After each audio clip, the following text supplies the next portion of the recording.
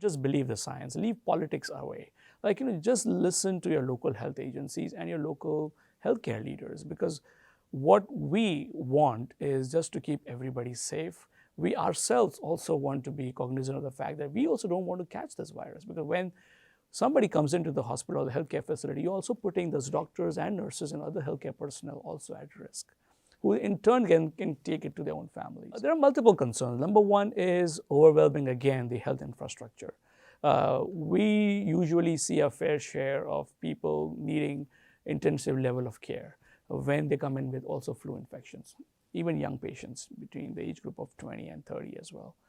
The concern is, we do not know if these two viruses attack at the same time to the same person, what are the ramifications of that? So that's one. Number two is, we do not know if one infection increases the chances of getting the second infection and vice versa.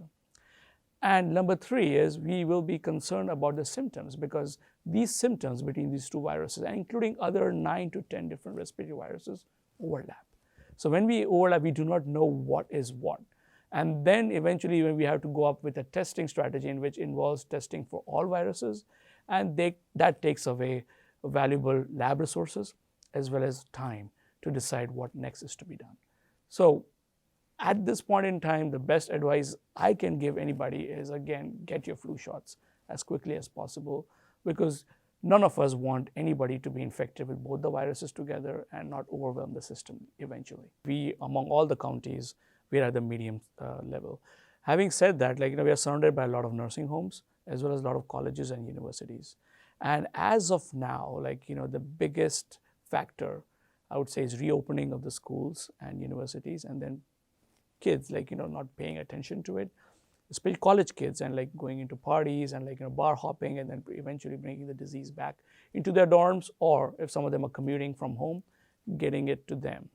And then, of course, the nursing homes. Nursing homes, most of the times, will not really, they might increase the number in a particular county, but there's not a big risk of them transmitting it to others, because most of the times, unfortunately, they are confined into the nursing homes.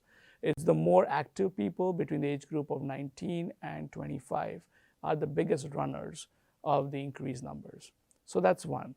Secondly, this is the election year. We want to be in the midst of it in the next 2 or 3 weeks.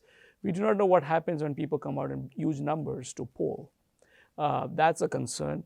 And thirdly is, our temperatures are fluctuating, and we have some very, very cold days on and off. And when that happens, people are all stuck inside at home. Life doesn't stop. People still gather around. We've got the holidays coming in, Thanksgiving, Christmas, and then eventually the New Year's. So that is a risk. But I do not anticipate us to go into the high category among all the counties in Pennsylvania, but definitely our numbers can go up. If you're young, if you're healthy, please don't be selfish, because you want to save somebody else as well. Be a good neighbor. You don't want it to spread around the community members, because not everybody is as lucky as you if you think you are healthy and if you don't have any of the comorbidities and if you're young.